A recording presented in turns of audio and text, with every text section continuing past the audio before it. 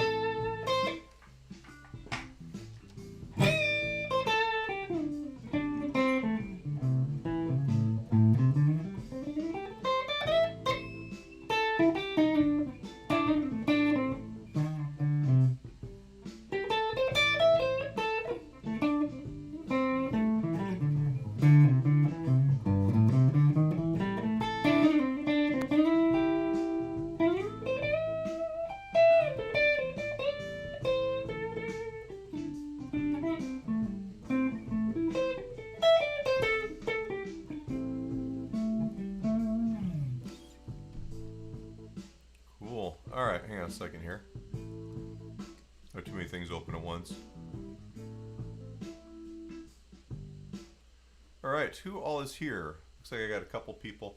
If you're on Instagram, you may actually, if you're interested in the actual lesson part of this, you may want to switch to the YouTube link that's on my bio. If you go to my bio, there's a link that says website, and that's actually what we got going on today. And then you'll actually see all the cool, fun stuff that I'm doing here. So, anyone, as you guys come in, please let me know where you're at there. Hey, Mark McFeely, actually the gentleman who built this awesome guitar. There's his actual name. And then the awesome back. I always forget about the really cool back plate here. Oops. There we go. This is the 440. It's all Carina Sir pickups. And I dig it. It's cool. We'll get the lesson started in just a minute or two. If you guys have any questions right off the bat, go ahead and let me know. You can put them in the chat box. If you're on the Instagram feed here, this is kind of a new deal for me, so I kind of show. This is, whoops, trying to spill my coffee. Can I spin the camera around? So this is kind of what's going on here. Ta-da! And coffee. But anyway, all of the stuff that you see there is actually where the graphics and stuff for the video lesson is going to be. So I kind of wanted to see what would happen if I broadcast there too. So, you know what? Let's. I'm just going to play a little bit for a minute. It's been one of those weeks where you feel like maybe you need to enjoy some music. Let me find whose backing tracks.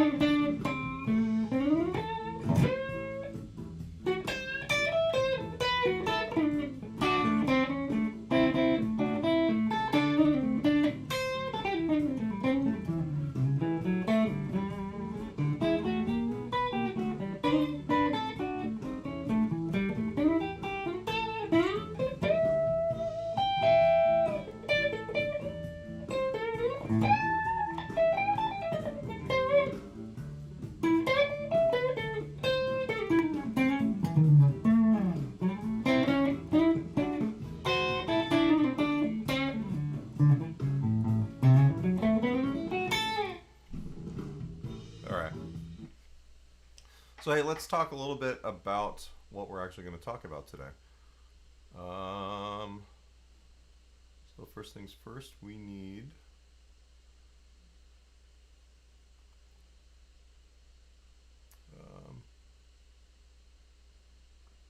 that guy right there. And we need to get rid of this guy. And then this. Okay. Still working on how to use this stuff. All right, so the lesson, the video lesson, which actually probably is below the video description in the YouTube channel, is about this right here, minor pentatonic scale 2. A lot of this is basically getting us out of our caged box patterns. Try something real quick. Split. There's that. There's got to be a better way of doing this. Oh, I know what I can do. Sorry guys, I do this pretty much every week where I don't really know what I'm doing with the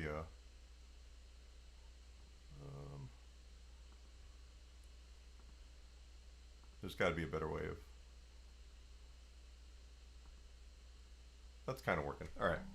So the idea here is that instead of playing all of your pentatonic scales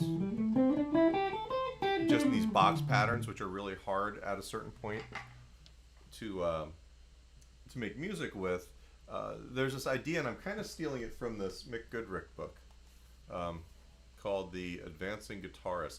I actually heard of this from a teacher I had in the 80s, long before I'd ever heard of Mick Goodrick. It turns out that he had probably read this book. And the deal here is that the guitar gets really pattern based. And one of the things that we like to, or should do, is be able to play stuff completely devoid of the patterns, right? So Mick Goodrick has this thing where he calls it the unitar. And the unitar is basically, you know, learn how to play a scale or a solo just on one string, right? And so say I'm playing in G minor, right? Being able to play the whole scale, right, in one lane basically, it breaks you out of all the patterns and all of the things that you do that keep you stuck. Right? What we're trying to do is we're trying to unstick you guys from the ruts that you're in. So the book, I actually put a link below the video for this too. You can find it on Amazon. But he's got a pretty involved way of doing this, which we're not going to do at all. What we're going to be doing is going to be more along the lines of learning the strings in one way, on one string, and then combining strings, and basically breaking up all the patterns, because he calls it a disadvantage exercise. Basically, you're putting yourself at a disadvantage by not allowing yourself to play the stuff you're used to doing, or the things that you like to do. All right. So the first thing, we come back here, you can see on the first string that these are in the key of E minor. All right, and we're starting with the root is the first string open, and then you've got minor third, fourth, fifth, minor 7, root, minor third, fourth. If you start on the second string, you're going to start on the 5th note. 5th, minor 7, root, minor third, fourth, 5th, minor 7, root, and so on. But one of the things that you'll find is that if you can play an idea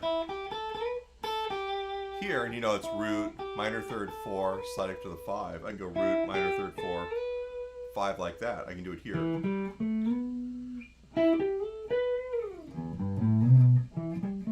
Right. So just on one string, because I know what these notes are relative to the starting point, and you can see it in this linear fashion, it becomes a little bit easier for you to actually start repeating ideas in other places. You're not just stuck playing a lick physically by rote in one place. All right. So that becomes kind of the first thing, is if you get used to this idea, let me go back to my backing tracks here. So we're doing this in E. Are you guys able to hear the backing tracks when I play them?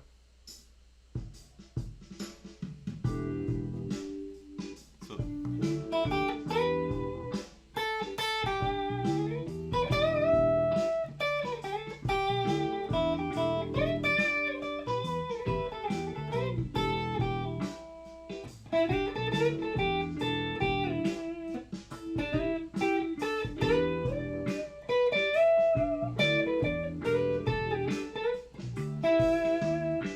on the third string.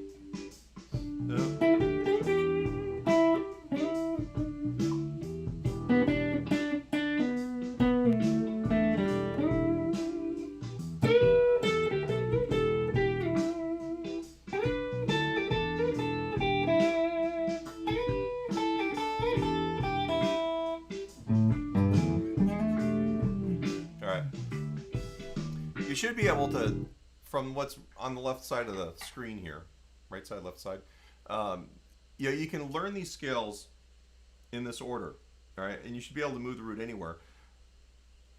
And if you've got any idea that you're used to playing, even if it's like an Albert King,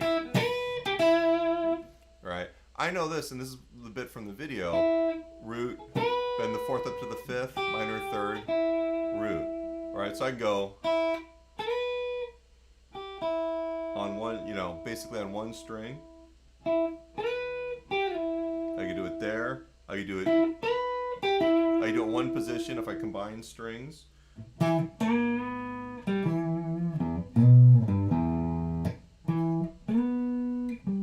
right. There's a million ways to do this because the guitar just repeats over and over and over and over again. All right. So if you map out each individual string and you just get used to soloing on one string, right, you get comfortable. These backing tracks that I've got here, there's one in every key, and it's just a single minor chord. It's literally this vamp for like 25 minutes. So you can just sit here and experiment with it. But the idea with this, like I said, is you're just getting used to seeing where those notes are relative to the root. You're getting used to seeing them physically where they are on the instrument. And you're also getting used to hearing melodies and seeing where they are on the instrument as well, seeing the relative distances between the notes. All right. If I take a look at the next page here, I talk a little bit about doing two strings at once, right? And this also gets us out of our, you know, our box patterns, right? But I'll play a little bit differently because of this, just because I see the notes a little bit differently here.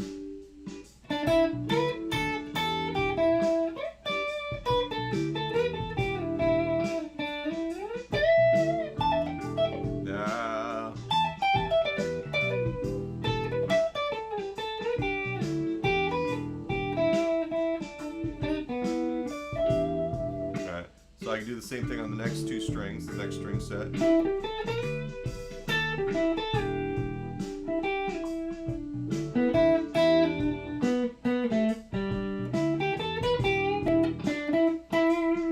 The next string set.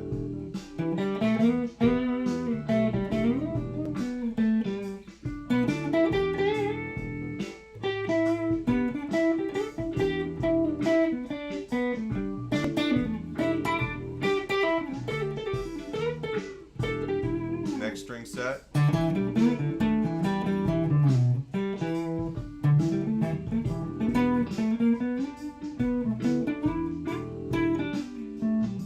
Alright, and then the last one.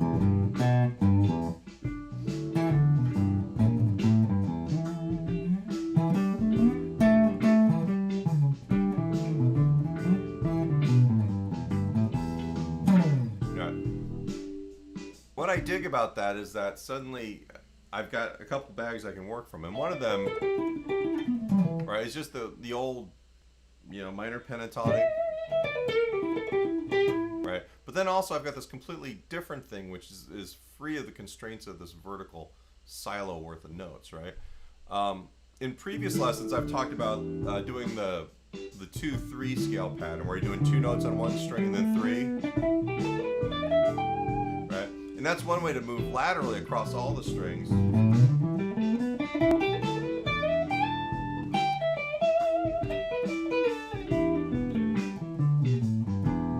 Right? But this all adds a little bit more lateralness to it.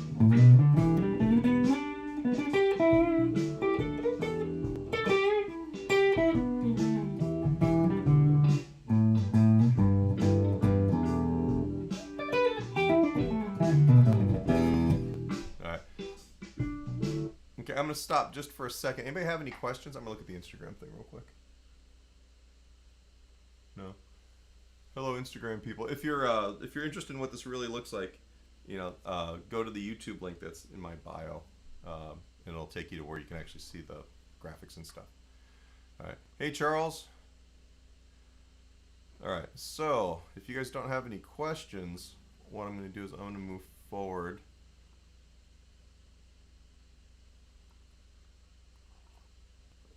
Where we bring it up into three strings. All right. Now with this actually starts sounding a little bit more like regular scale stuff. But it also it's like guardrails.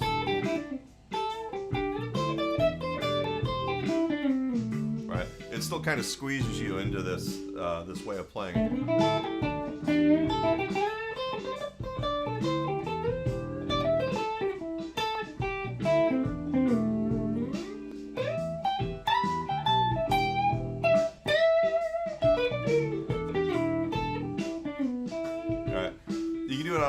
All these different string sets.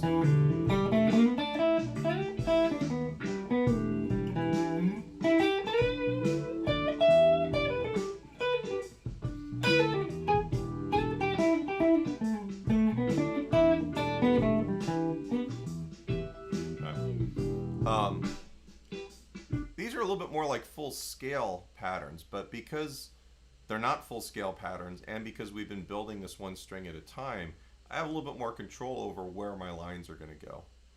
It just really helps, because at a certain point, the fretboard just kind of turns into this, right? At the top here we've got basically the entire fretboard as an E minor pentatonic scale, and then down below here in the PDF I've got all the cage patterns. And actually, there's a mistake in the PDF I need to fix, but for the most part, it's all correct. I'm going to pause just for a second. You guys have any questions?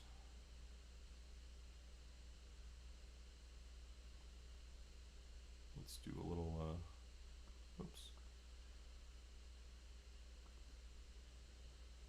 All right.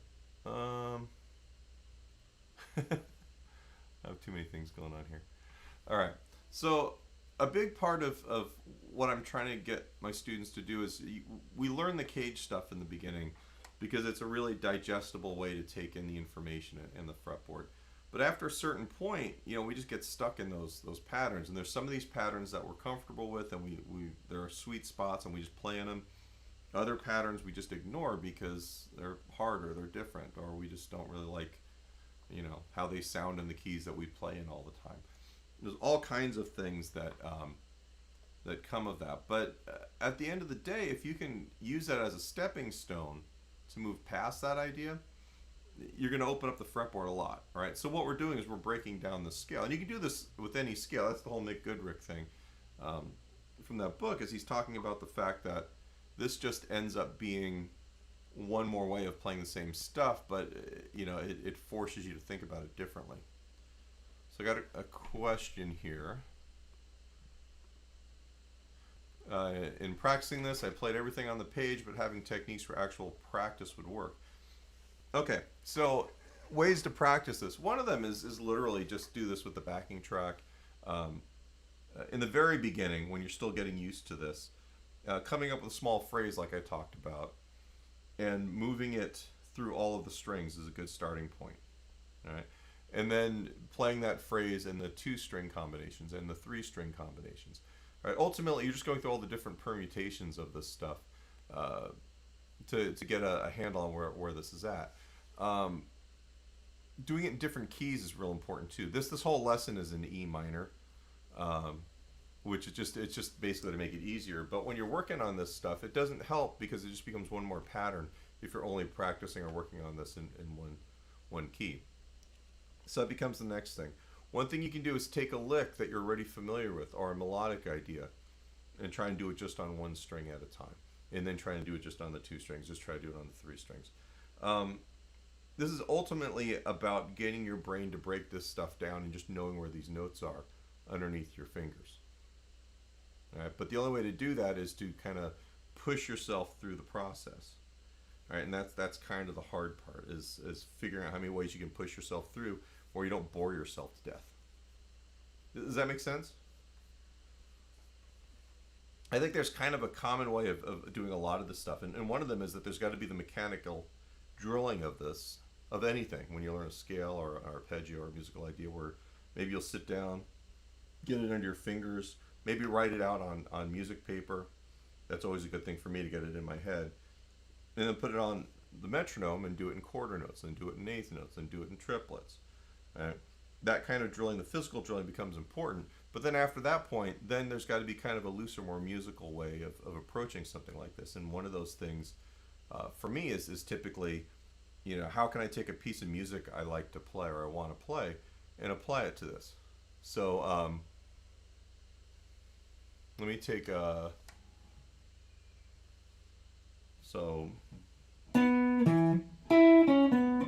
right, so I got the Flintstones here, right? So 5-1, root 6-5-1. Okay, so 5-1-6, root 6-5-1.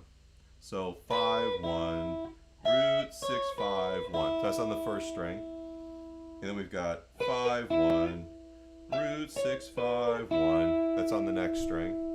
Maybe I ought to, let's do the C and C. Alright, so I went,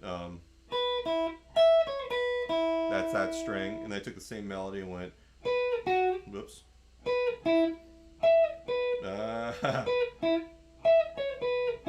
On that string, and then 5-1,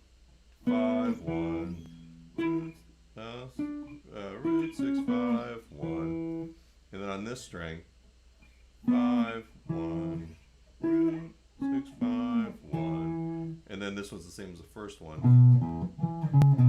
right? And then I can do it on two strings. So that's one way to do it. That's really the only one octave stretch. This was kind of a weird melody to pick. So then on the next string, 5-1, root 6-5-1. I could also probably go. No, I can't. That's the lowest E I've got available to me. All right, and that becomes the other thing. You start kind of taking a look at the fretboard in ways you don't normally take a look at. And then if I wanted to, I could do the three-string one. So 5-1, root 6-5-1. In one position becomes easier. 5-1. That's another permutation, same octave. Does this help? Does this make sense? Okay, I got something here on Instagram. First played music as a wind player. I never learned guitar patterns formally, so I thought I was doing guitar wrong, not always doing scale patterns. You know what the reality is that scale patterns, the whole way of just playing everything as a pattern, becomes a crutch that limits guitar players musically. I do a lot of cover gigs, and I do a lot of recordings where I need to sound like specific things. And because of that, I need to know where all those patterns are, where all the traditional ways, how does B.B. King play something different than Albert King? How does Eric Clapton play something different than Eddie Van Halen? It's you kind of get used to having these ways of organizing these thoughts, all right? But you get kind of trapped into just doing it in those ways, and then creatively you're kind of shunted away from other possibilities. And any other instrument, you generally don't learn things this patternistic and by rote. Really, I mean, there are instruments like that. Or if you're playing different genres of music, if you're playing bluegrass, most of the great bluegrass players didn't necessarily go to music school, and take 16th century counterpoint.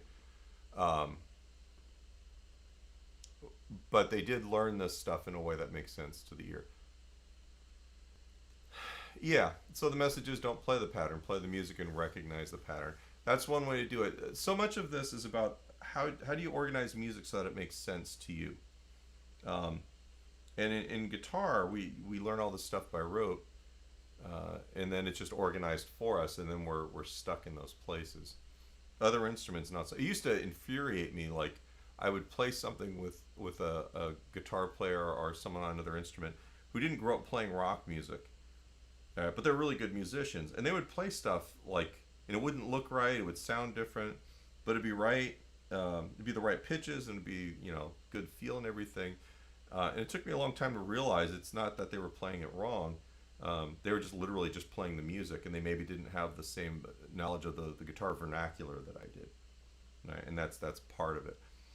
But at the end of the day, you know, and this becomes part of the problem that guys my generation who grew up on 80s rock run into, is that, you know, we get Guitar Player magazine in the 80s, and there's Steve Vai with his 72-hour practice marathon thing or whatever. And it's all about, like, do this finger pattern for 15 minutes and then do this scale, you know, in thirds, fourths, fifths, whatever, and then do patterns, and then, you know, and you look at it like, well, this is how music should be learned, and then we never really get around to the point where we listen to it, or we really worry about all these other concerns, you know. And over the process of redoing my jazz education, I ended up having to break down a lot of what I thought, not necessarily to play jazz, but in classes on world music and on composition and European classical styles, where I really couldn't think about that music the way I think about here.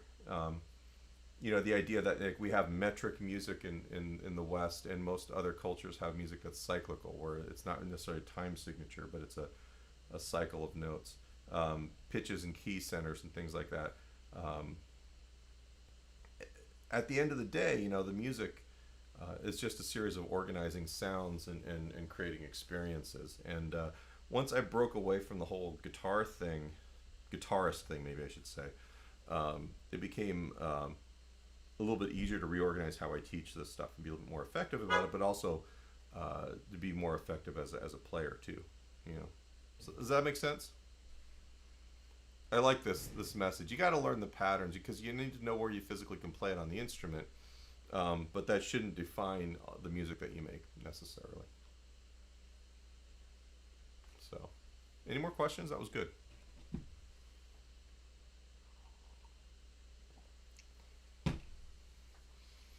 All right, so if I look at my PDF here, that's not the PDF.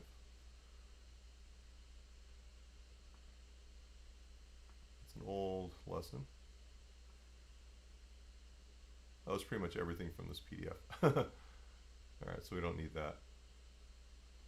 All right, so as far as this week's lesson goes, that's pretty much it, unless you guys had other questions. So much of this isn't necessarily about exactly what the lesson is on, as much as it is about process.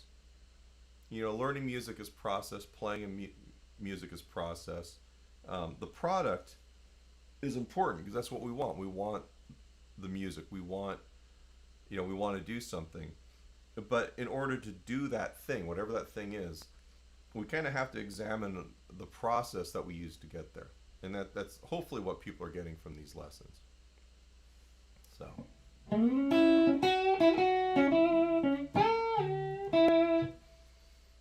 Okay. More questions?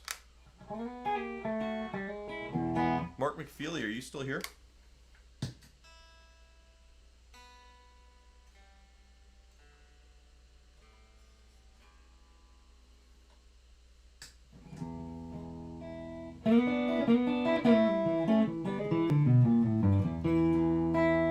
Okay. Let me talk about right hand stuff. We've kind of exhausted the actual lesson part of this. If you guys have questions, let me hear them. Hey Mark. Look, the guitar's only slightly destroyed. You can see it's almost like the surface of Mars a little bit. I was talking to one of my students this weekend about country guitar. You know, and one of the things that I kind of realized, that we get used to this idea, like this hot telly thing, where everything's got to be this real fast, boom, you know, chicken picking thing. But a lot of the vocabulary to that is you know, I approach playing that stuff almost like I play jazz, in that, you know, it's based around the chords, right? So say I've got, so there's an E chord,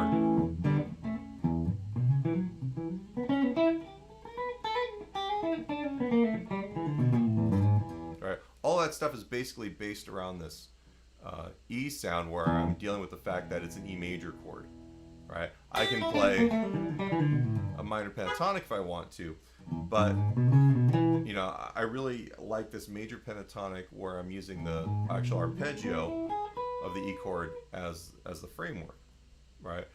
You know, I'll use the embellishments, right?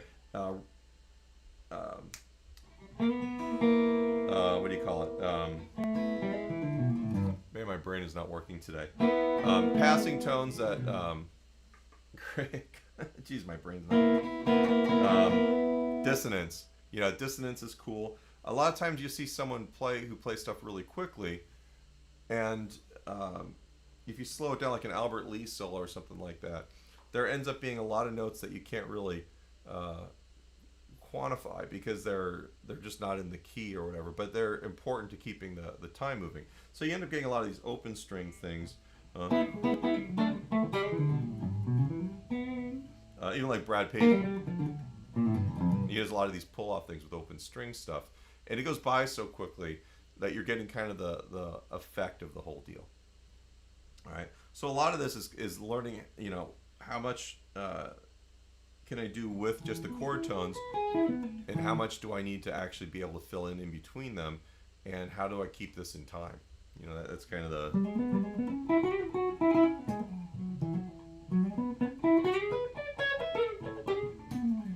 Right. I really like hybrid picking on this stuff. Like the whole banjo roll. Right. The banjo roll thing is kind of it took me forever to be able to get it.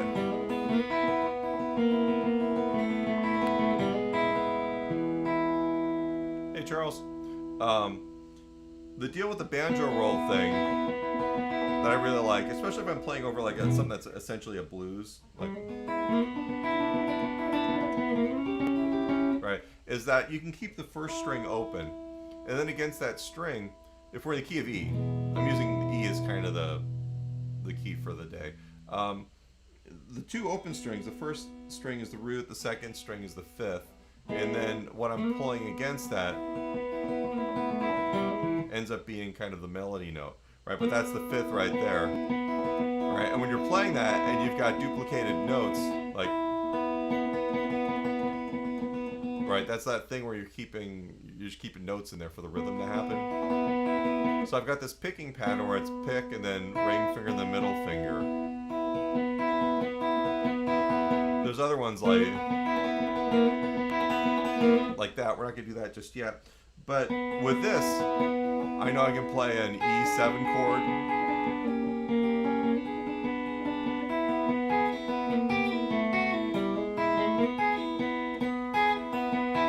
Right? I can do pull-offs. Right? That's just sixths, right? So I'm playing on the fourth string on the first and third strings. I can do, you know, since I'm playing over an E7 chord, I can do the E Mixolydian like that. But one of the things I like to do is take the idea that we talked about last week, where a dominant chord is essentially identified by the major third and the minor seventh of that chord, right? So in this case, over E, it's a G sharp and a D, right? So I've got that shape right there. There's the third. There's the minor 7. If I bring it up to the 7th fret, though, there's the minor 7, there's the third. If I bring it down 1 fret, that's the 3rd and the 7 of the A chord.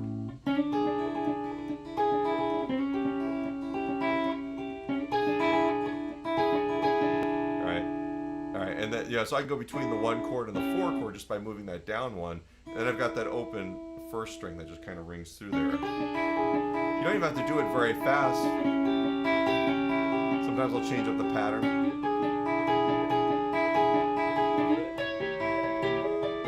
Right, and I'll just find wherever those notes are on the second and third strings. Hey Tom.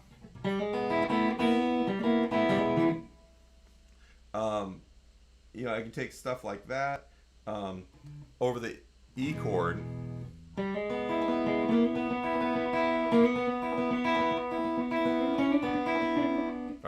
can go,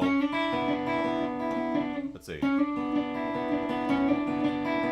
which is basically going C sharp to the D, which is the 6 and the minor 7 of the E chord. And I've got this pattern where I'm doing the hammer on, the middle finger ring, middle finger, pick, ring, like that. And just like with the other one, I can move down a fret. So there's the E, there's the A, right? And the open strings become the 5th of the A chord, and then the B is the 9th. And even though it's not a chord tone, this is one of those things where it goes by so quickly that the majority of the notes are chord tones, so it kind of works.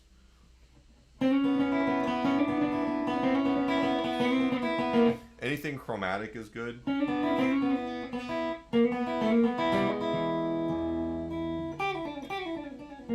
Alright. Pull-offs in this sound. So I'm in E. You have this thing right here where you've got the minor 3rd, the 2nd, and the root. And then if you go to the next string, it's the minor 7, the 6th, and then the root. And then the blue note, the flat 5, the 4, and then the 3rd. Right.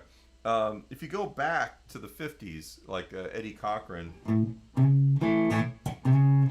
like 20 Flight Rock, right? He does this thing where it's basically he's doing pull-offs on 2 strings, and it's that pattern. So in this case, because I'm in A, you've got 8th fret, 7th fret, and 5th fret, and then he'll go do the same thing on the 2nd and 3rd strings.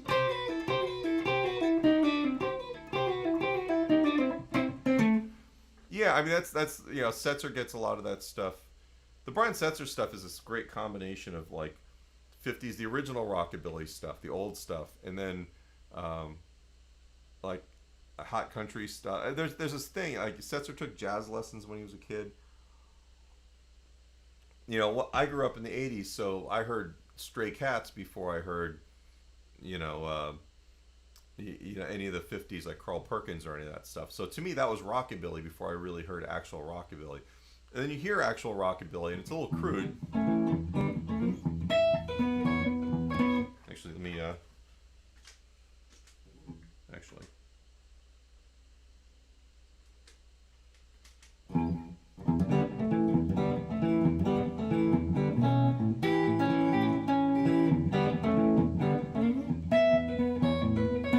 stuff like that. Scotty Moore on Mystery Train, but he'll play stuff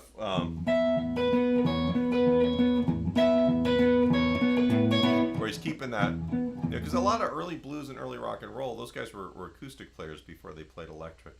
So that stuff was based around chords. It was based around more rural styles of rhythm guitar, right? Thumb picks, or not even using a pick, All right. In that case, because I'm playing an E, and I love this, like, when you're in E, you've got all those open string things to mess with. So he's doing this alternating bass pattern here, and it's root and then 5. It just so happens that's where you find the note. That's more than anything else. And then against that pattern, he's got that melody.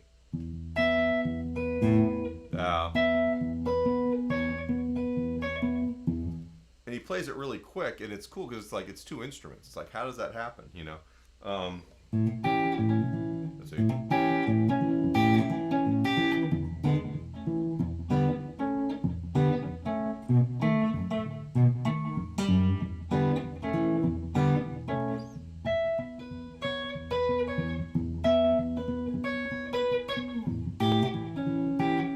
I think over the 5 chord, I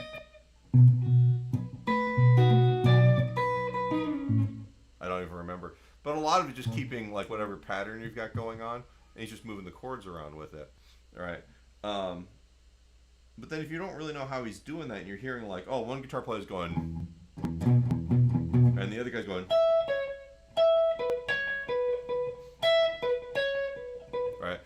melody's still there. The sound really isn't there, though. That's one of those ones where you want to really know the vernacular of that style. But at the end of the day, you should be able to do both. So, questions? I'm going to pause just for a second. I wasn't actually going to talk about this today, but for some reason it just seemed like it would be fun to do.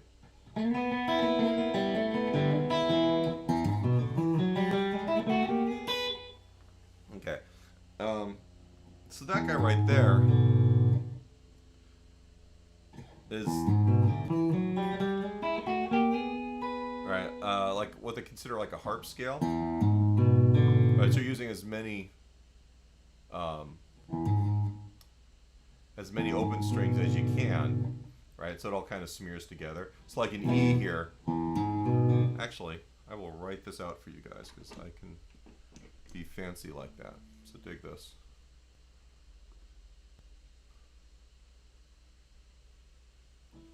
I'll write this out in tab.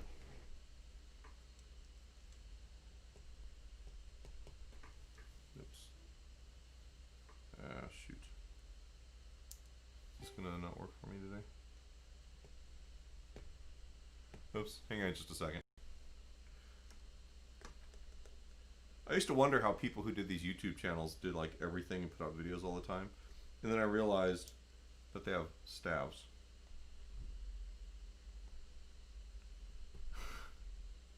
And they don't have things like your iPad trying to install something in the middle of what you're doing. Okay. There we go. All right. So this phrase here, I'll have to do it down here. So I got the open string, and then I'll hammer on 4th fret, 2nd fret, open. That's the first part.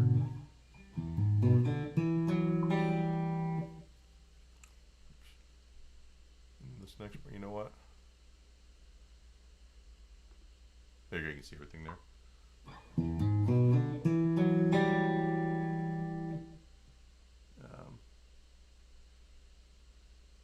Oops.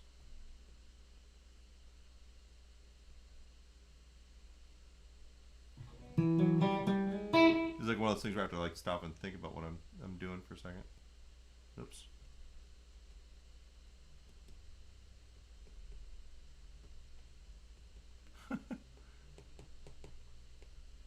Oh, looks like my Apple Pencil died. Super awesome. It's been one of those days. So those notes there, right? Basically, I'm playing a 7th chord. It's the root, major 3rd, 5th, minor 7, and then when I move up to the 7th fret, I've got root. That's the 2nd, minor 3rd. I play the minor 3rd again, and it's supposed to be a 6 at the end right there. And then I'm playing the root on the 2nd string. And then I'm just going up in 6. Alright.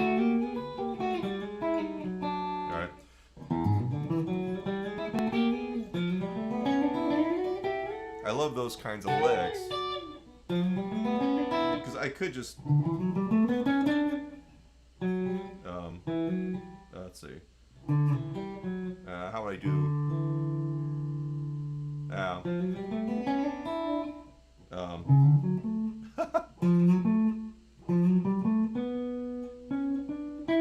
something like that. But you hear the difference between the open strings and the what do you call them? The fretted notes. Okay, I'm gonna pause for a second. I feel like I'm just kind of yammering a lot today. Is this anybody have any questions at this point?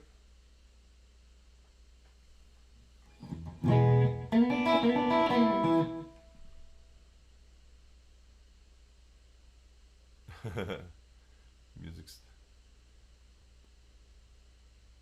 Yeah. So Tom here says, play it slow so you hit all the right strings and add a bit of speed. I read in a book that had nothing to do with music, but when we talk about process here, this idea that if you work on something slow, you can make it smooth.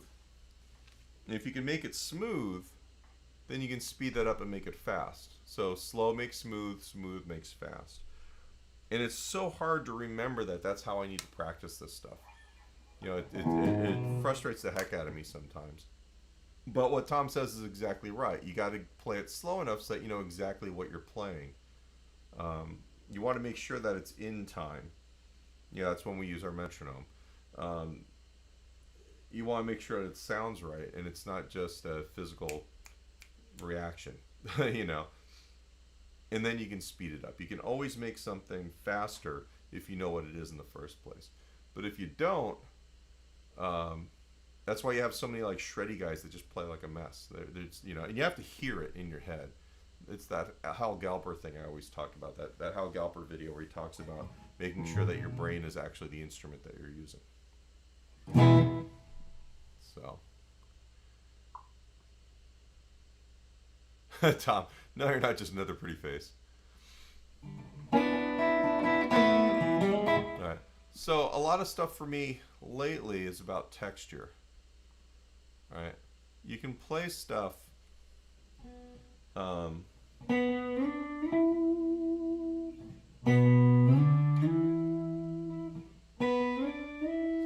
all these ways of doing this have different sounds and different, you know, it's the same three notes.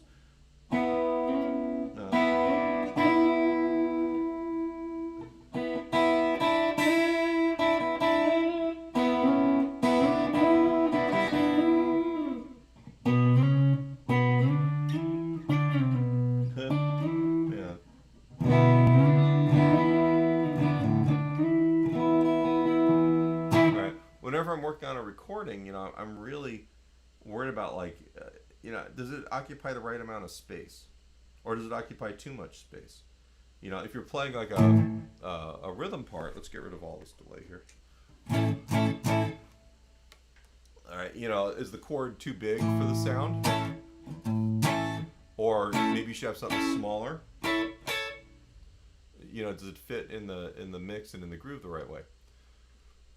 So Charles,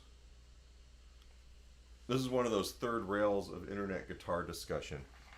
I don't know. I mean, can you? I think it matters a little bit, but you know, if you're recording, I don't know. The only thing I will say about that part of it, with the string gauge and the tone, is that the heavier string gauges tend to break up differently, like if you're doing overdrive. And if I'm playing jazz, for instance, where I need, right, these are 10s. This guitar used to have 11s on it. You know, I've got an arch top with 12s on it inside, and I played a lot of different string gauges, right? And this doesn't sound bad, right? But it doesn't sound as big as the voice in my head wants it to sound, right? So it's kind of a, you know, there's a size of the note, right, and how that string interacts with the beginning of the front of the amplifier. That's a little part of it. I used to love playing heavy strings for certain things, but then I would go play a rock gig, and my 11s would not sound very cool playing the rock stuff. So I think, you know, I think people get a little too crazy about string gauges. You don't have better tone with one gauge or another, but you have different sounds. Right? You also play differently. I play differently on heavier strings, and I hate the feel of 9s, and I think that 8s are an affront to the natural order of life. But you've got like people that, you know, what's his face? Billy Gibbons plays 7s or 8s. B.B. King had a string set where it was like 8 to 54 or something ridiculous like that. People find what they're comfortable with, and they find the string gauge that feels right to them, and it allows their voice to come out the best in the instrument, and that's what it is. 10 years ago, you know, this comment right here, you know, we run a guitar forum. It's a smallish guitar forum.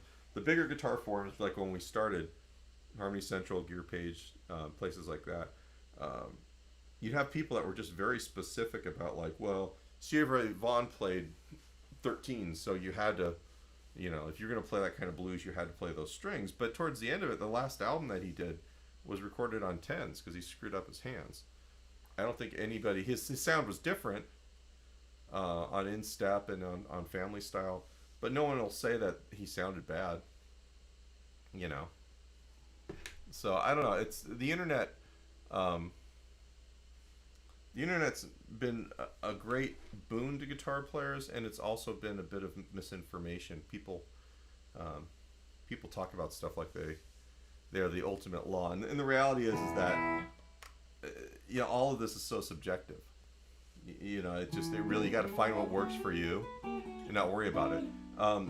So much for me is like I'll see somebody do something. Like I really got into Julian Lage a couple years ago, and at that point he was playing what looked like just a stock Telecaster, which was someone had built it for him. It wasn't like a CV Tele or something like that, into like a Tweed Deluxe kind of amp. And he pushed the amp a little bit with some pedal, just a little bit, and he could play the most wonderful things. He had a way of making sustain happen. It would clean up when he needed to play, really big chords. And it was really weird because you look at the guy, and he's making all of these sounds come out of essentially a Telecaster and a Tweed Deluxe, and people are spending tens of thousands of dollars to not sound anywhere. Yeah, right. And it's basically because he's hearing this stuff in his head, and he's just trying to make it come out of the instrument, and he found an instrument amplifier setup that kind of got him closer to what he's hearing. You know what I mean? The string gauge, I hate that argument. Tens is where I'm most comfortable. There are times where I like playing heavier strings, and I definitely do not like playing lighter strings, and it's all personal preference. It really is. My jazz guitar, my archtop, always has heavier strings on it.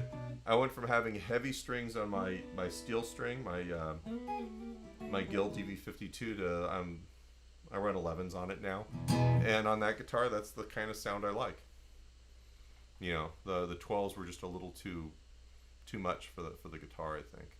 And that's the other thing. I think some people do this thing where like every guitar kind of has a different string gauge because that's how the guitar speaks to them. So then what do you tell those people? Only one of your guitars are going to sound good. I don't know about that. All right. I've kind of been rambling tonight. Do you guys have any other questions? Statements?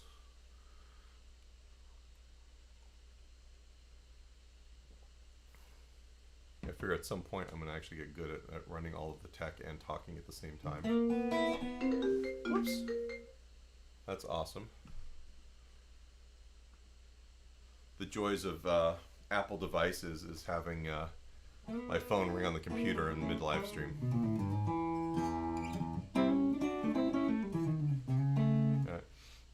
Kind of circling back to the original idea, of being able to play this stuff the way that we've been talking about it. Having the ability to play more of a full range on the instrument. Not just being able to play in one part of the guitar, but actually use the instrument with all the overtones.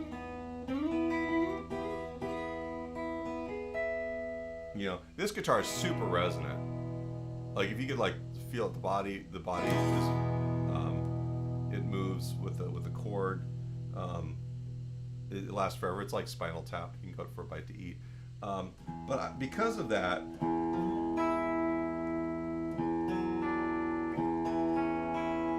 I love playing notes together, especially open strings.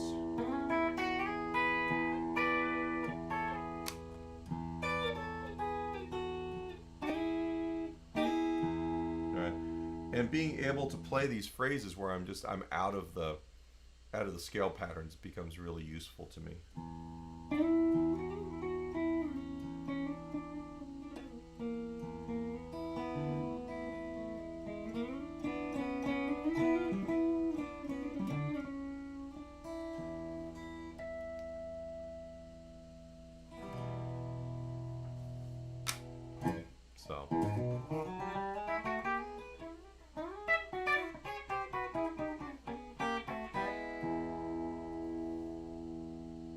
I get for putting strings on the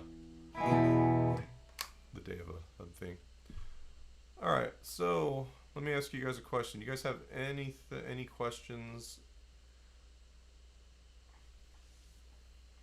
I think I might change the format of this a little bit. You know, I always want to talk about the video lesson we do each week, but I kind of go through it pretty quickly.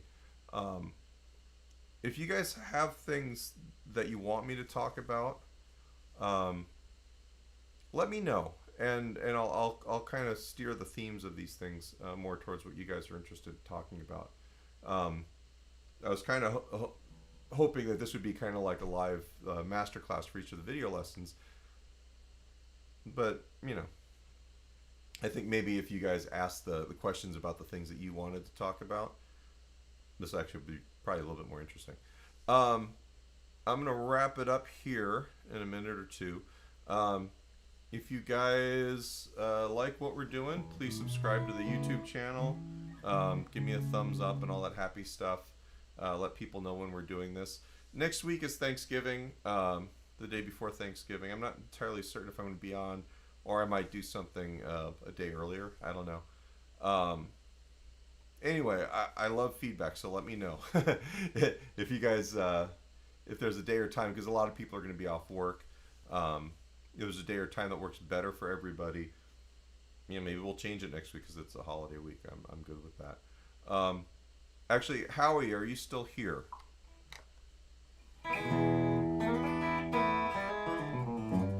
There you are. Mark, playing around chord tones. We've actually done a bunch of that, but I can. It's always a theme. Mark, if you come check stuff out, I'll talk about that all the time and just ask questions. All right. So earlier in the day, I was talking to Mr. Blank in the Blanks about the H9, and I said, "Hey, we could discuss this." There's my pedal board. Let's turn this around. It's very high tech here.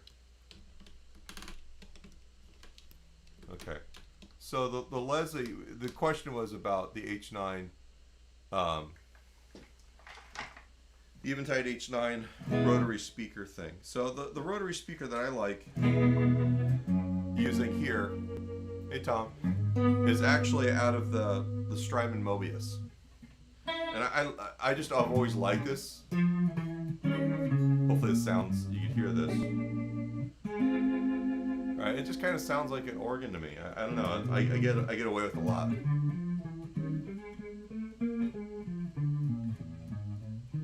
All right, or even. All right. So if we're gonna do this way here.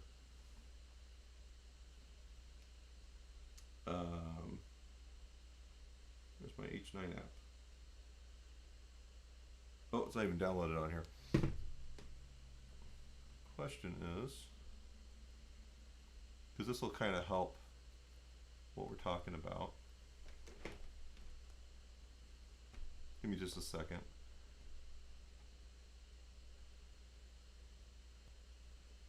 It's one of the fun things about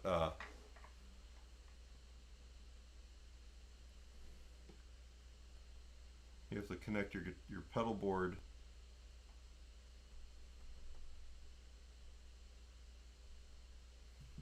Okay. So here's my iPad.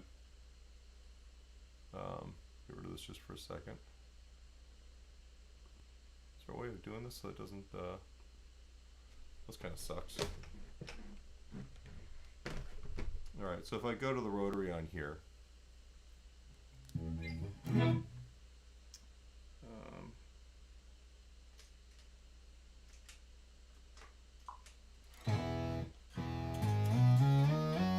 that's not the sound we're using. But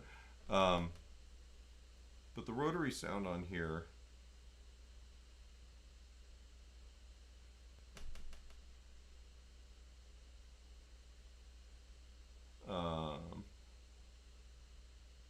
jazzy rotary. I don't even know.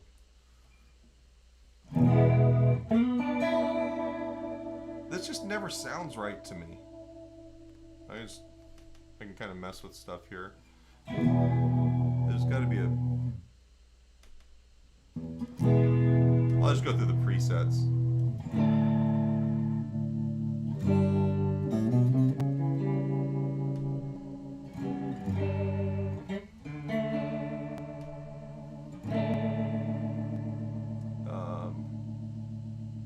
Motor speed.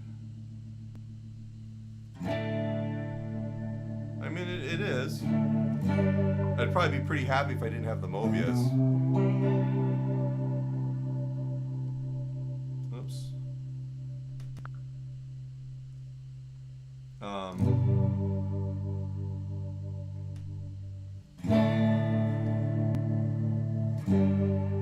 I don't know. I'm not really in love with this so much. There's the old time sound.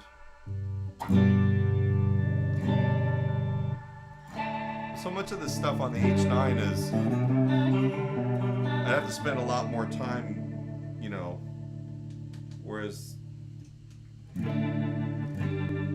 that's literally just the easiest thing to dial up on the Mobius. And it even kind of like, if you were in the room and you like were playing through it, it kind of has a little bit of the physical feeling of the Leslie, even though you don't have the air moving.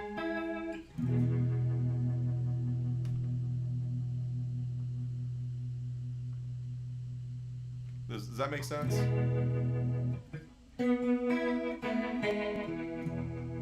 If I go back to the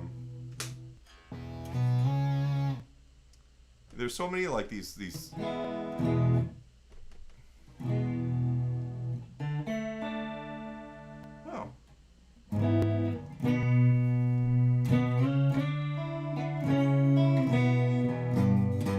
That's the drop dead leg sound, I guess. There's all of these like cool. That's just, I guess that's Panama.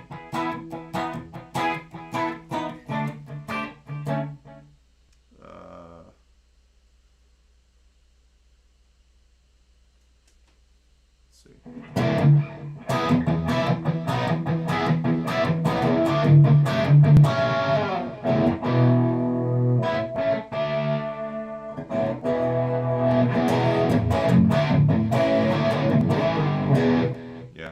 Designed for I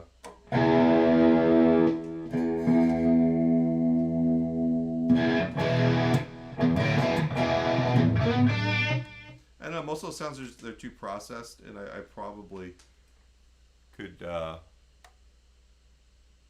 don't know. A lot of this stuff for me ends up being I like simpler sounds, although that's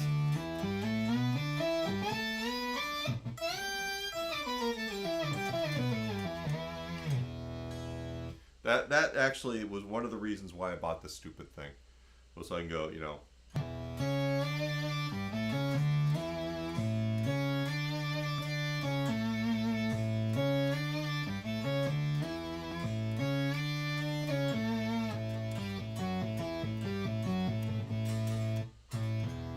It's just the track. I play too sloppy for the tracking on this.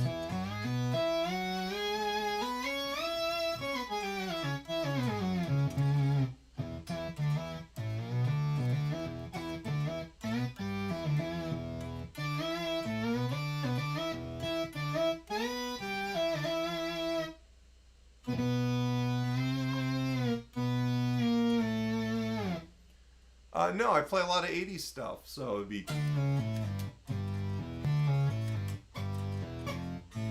Being able to play synthesizer when I'm in a three-piece band was really appealing to me.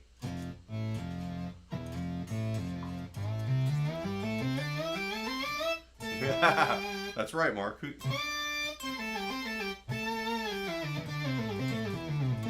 That's not too bad. I mean, it mostly tracks.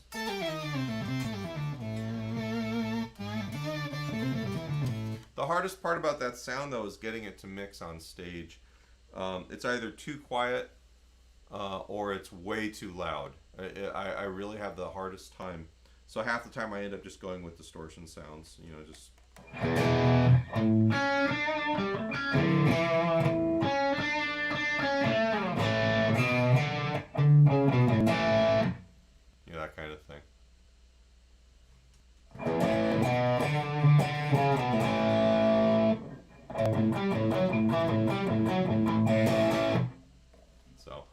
live sounds have kind of gone down the toilet since I haven't been playing gigs. I sit here and mess with knobs, and it's all...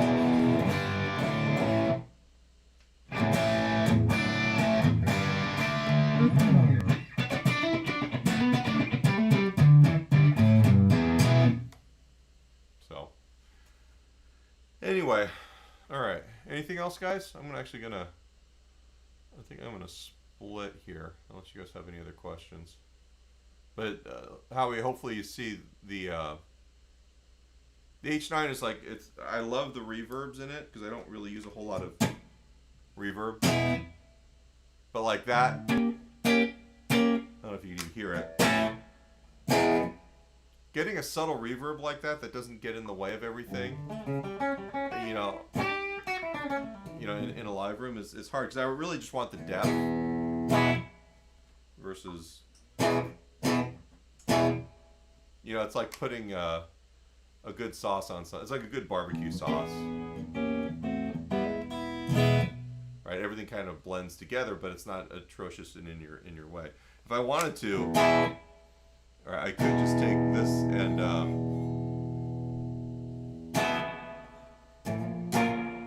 that's the thing I'll do sometimes if I'm on a gig. It's like, oh, suddenly I have to play surf music. Right. And basically I've just got the iPad open to the app. And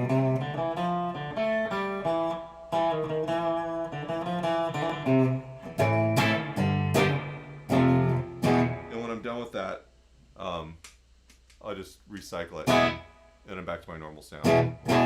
But it's nice that I can just literally just crank up the mix. That way that I've got it if I need it. So I love the H9 for that too. I've also done this thing where I've needed like a flanger on a gig or something, and I don't have it, but I can actually just download the algorithm through the App Store. So I've literally like downloaded a sound into it, and then I've had the flanger to play Message in the Bottle. You know, it's yeah.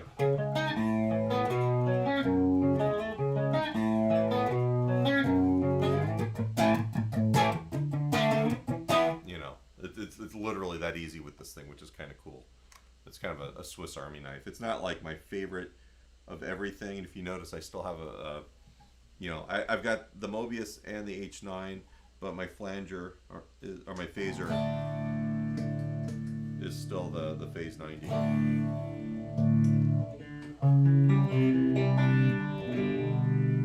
And this is, it's just really thick in a way that the other two pedals just won't do.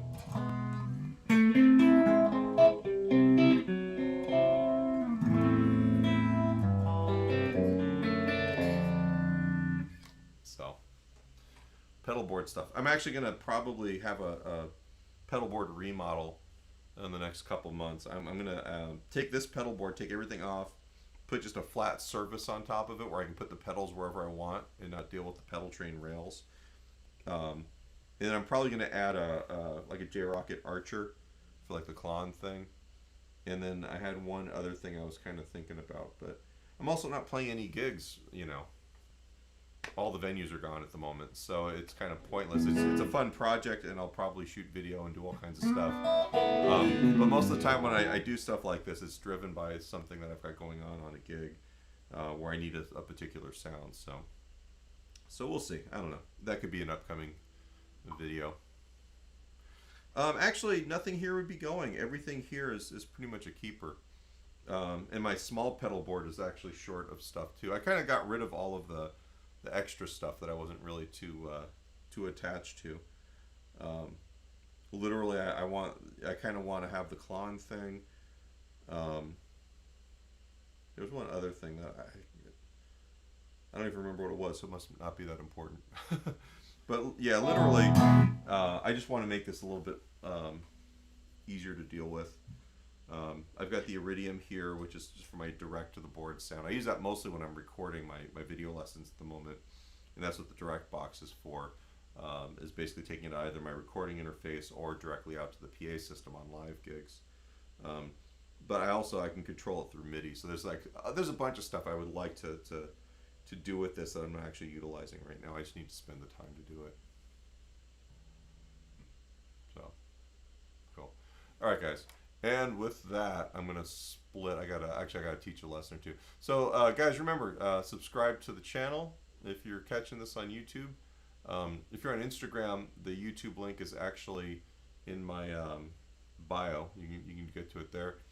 Maybe give me a thumbs up on the video, like the video. All that stuff kind of helps out. I think I've seen Brian from Active Melody use one of his jam tracks the other day. Oh, one of my jam tracks, or that'd be kind of neat. That'd actually be really, that'd make me happy if someone else was using these.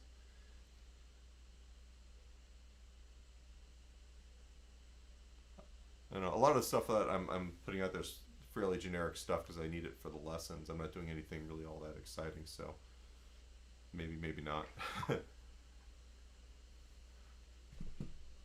So cool. Thanks, guys. I my banjo is up on a shelf over there, and it's not coming down unless somebody's got to check, and then I've got to repair it. So, thank you, Mr. McFeely Custom Guitars. So I've, it's funny because like this went to you for a refret this past year, and then I wasn't happy because it had the treble bleed in it. I got rid of the treble bleed, and now this is kind of I've become insufferable. This was my main guitar for almost 5 years. It was like the only guitar I played, and then I wore the frets out. And then Mr. McFeely was good enough to do a really excellent refret on it. And then I kind of discovered one thing I didn't like about it was just the fact that I had asked him for a treble bleed, and I've kind of gotten used to the idea that when you roll the guitar down, it doesn't, it kills a little bit of the treble. It kind of helps manage my overdrive sounds, my clean sounds. Alright, and since I've cut that out, this is awesome. I'm happy with this guitar quite a bit again, so. That's that. Alright, gentlemen and ladies, I will talk to you all next week. And like I said, if you guys have any questions about lessons or want to suggest an idea for a lesson, please let me know, and I can steer stuff in that direction. Right now, the lessons are kind of getting driven by my conservatory classes. The kids need specific lessons, so I'm killing two birds with one stone. But if the internet has a request, I'd love to teach something else. So just let me know. All right, folks. Thanks a lot. I'll see you next week.